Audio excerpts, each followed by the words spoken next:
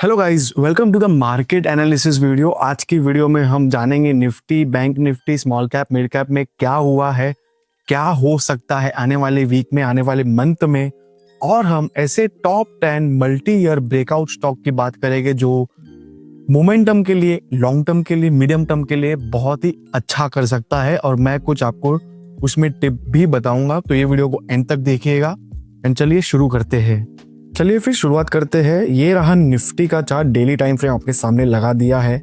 कुछ नहीं, ये आपको सबको समझता होगा कि ये मैंने मूविंग एवरेजेस लगाए हैं 5, 10, 20, 50 एंड 200। निफ्टी देख सकते हो तो 5, 10 और जो 20 है उसको मूविंग एवरेज को ब्रेक कर चुका है। ऑलमोस्ट 50 मूविंग एवरेज पे वो अभी सपोर्ट पे खड़ा है, इसे हम सपोर्ट मान सकते हैं।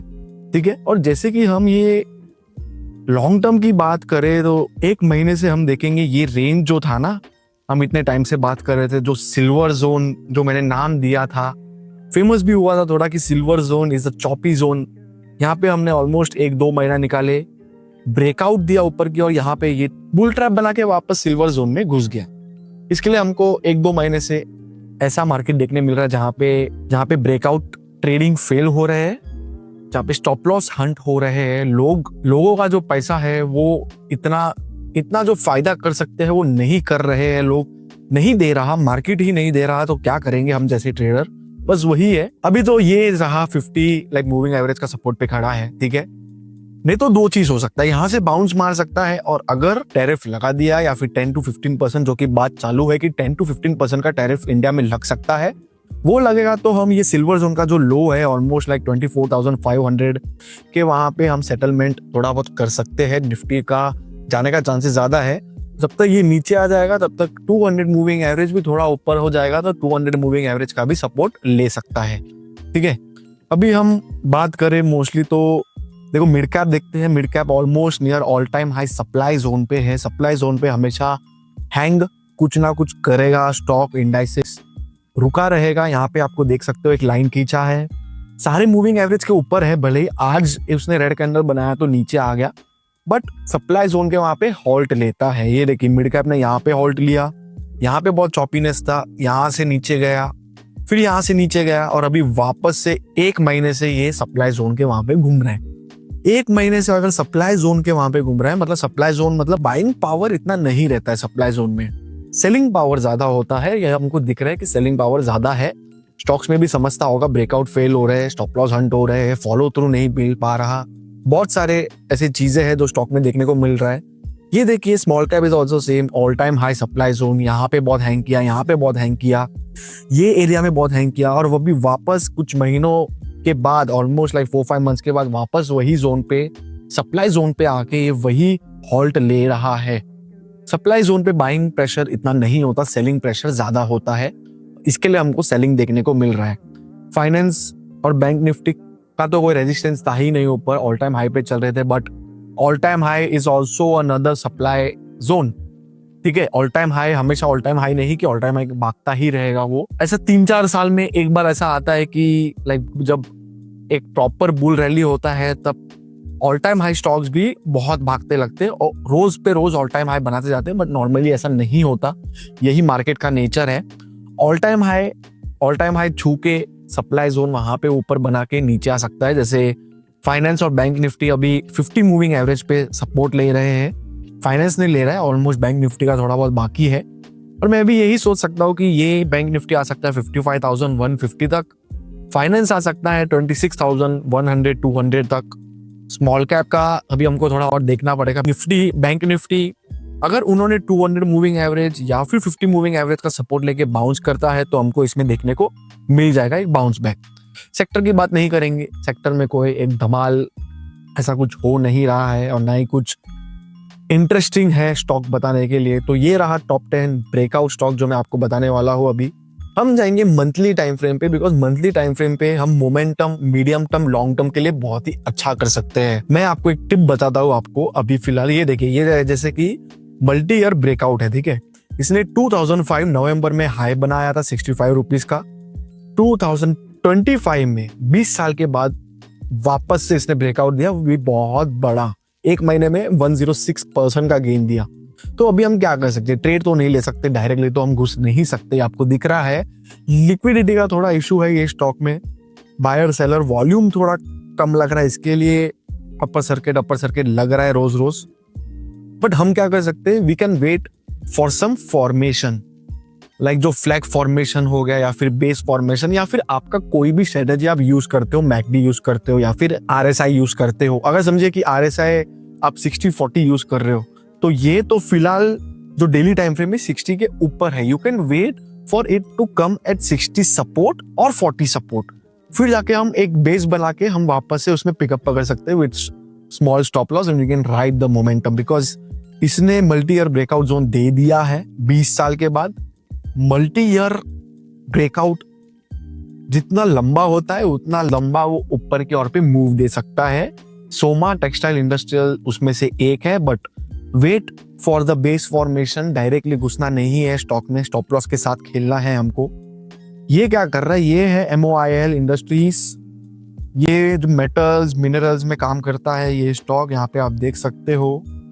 इसने ब्रेकआउट पहले ही दे दिया था, 2024 में इसने ब्रेकआउट दिया था, बट इसे क्या करते हैं हम, इसे हम बोलेंगे मल्टी ईयर रीटेस्टमेंट जोन, वापस रीटेस्ट करने आया है वही जोन पे जो इसने ऑलमोस्ट 12 या फिर 15 साल के बाद ब्रेकआउट दिया था 2024 में। एक साल बाद वही जोन पे वो रीटेस्ट करने आया है।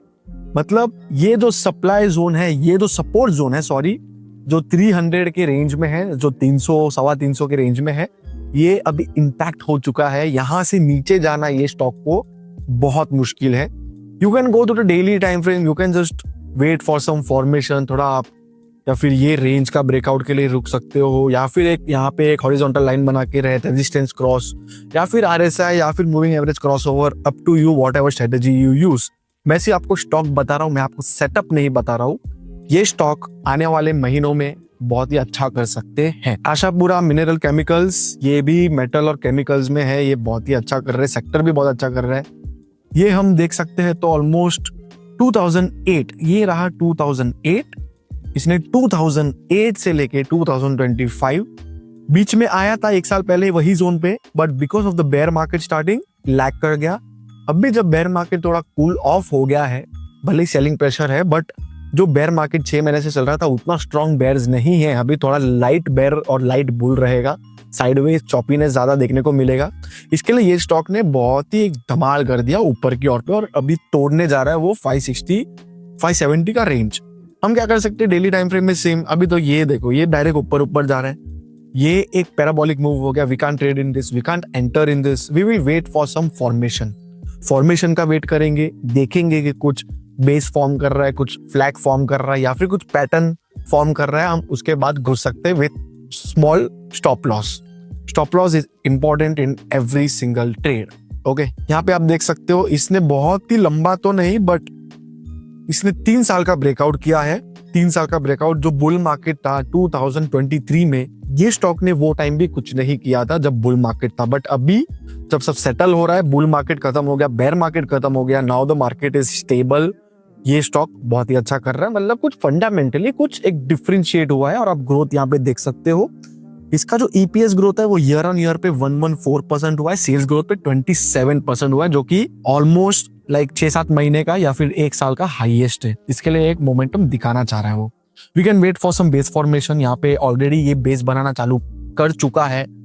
मैं आपको नहीं बता सकता क्या एंट्री क्या stop loss, but you have to wait for your setup to build. अगर आप RSI यूज करते हो या फिर मूविंग एवरेज यूज करते हो, यू कैन लर्न स्ट्रेटेजी। मेरा भी खुद का एक स्ट्रेटेजी है, मेरे टेलीग्राम चैनल पे ज्वाइन हो जाइएगा। I have a lot of swing trading strategies, 1-2 मैंने डाले हुए for free of cost. If you are interested you can watch that video first.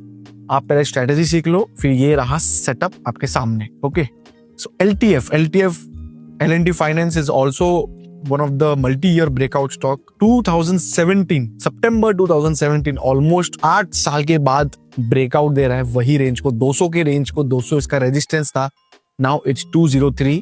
अभी भी रेजिस्टेंस जोन पे। ये ऐसा नहीं कि एकदम जो एक नंबर होता है 200 तो 200 ही रेजिस्टेंस है, नहीं, रेंज होता है। 195 to 205 would be the supply zone. जो 10 रुपए का जो जोन है ना, वो सप्लाई जोन है, वो रेजिस्टेंस जोन है। अभी तक क्रॉस नहीं किया है, बट चार्ट में दिख रहा है कि बहुत ही अच्छा मोमेंटम कर सकता है।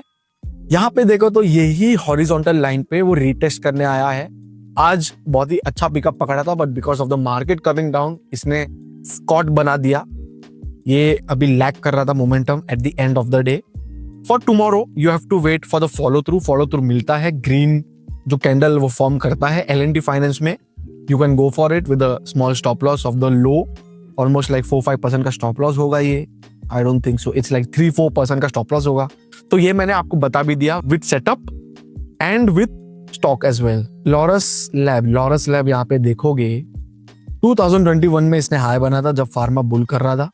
वापस फार्मा थक गया, अभी वापस से ये ऑल टाइम हाई छोड़ चुका है, बट एक पैराबोलिक मूव आपको देख सकते हो सामने। You have to wait for some base formation, आपको बेस फॉर्मेशन का रुकना है। ये वाला जो है ना, ये फर्स्ट लेग हो गया। You have to wait for some formation, उसके बाद सेकंड लेग चालू होता है।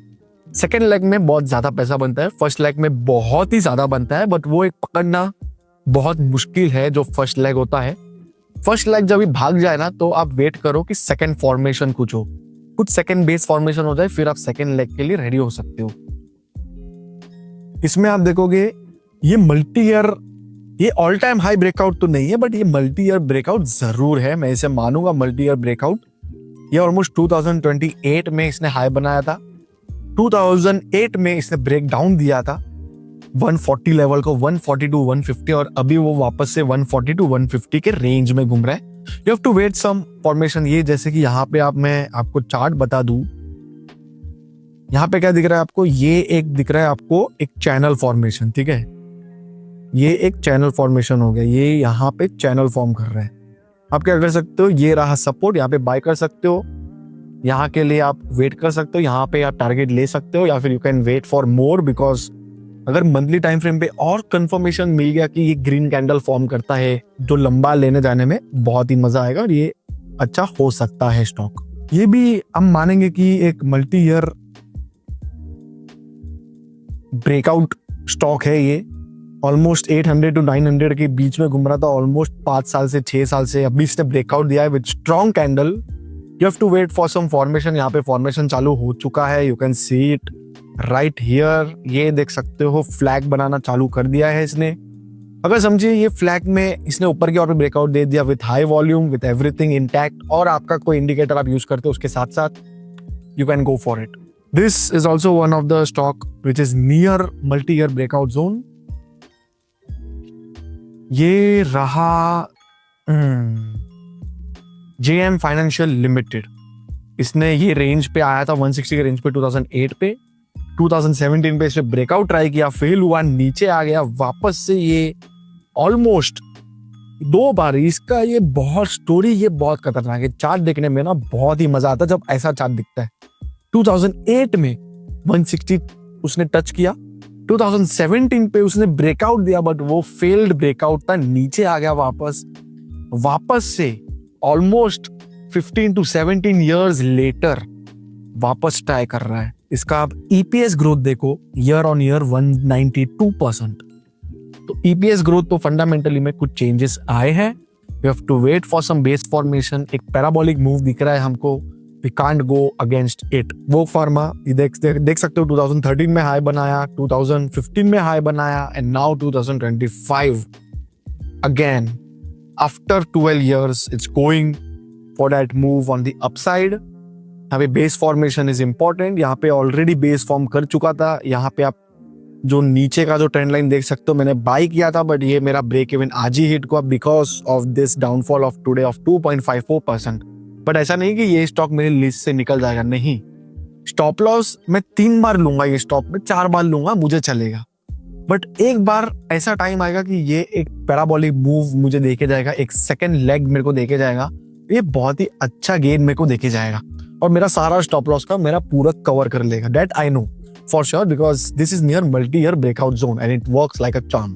ठीक है, तो यही रहा guys short video for you guys. ये जो स्टॉक है जो राइट हैंड साइड पे आप देख सकते हो स्क्रीन पे, इसे आप वॉच लिस्ट में डाल दीजिएगा। जो पैटर्न है आप देखते रहिए कि क्या फॉर्म कर रहा है ये सारे वॉच लिस्ट में। और अगर आपके पास कोई मल्टी ईयर ब्रेकआउट स्टॉक आपको दिखता है, कोई और है इसमें, तो ये जो कमेंट बॉक्स है उसमें आप बताइए, लोगों को हेल्प करिए कि ये भी एक स्टॉक मल्टी ईयर रीटेस्ट या फिर ब्रेकआउट जोन पे घूम रहा है। ये वीडियो को दोस्तों के साथ शेयर कर देना, like share and subscribe to my channel guys, and I will see you next time.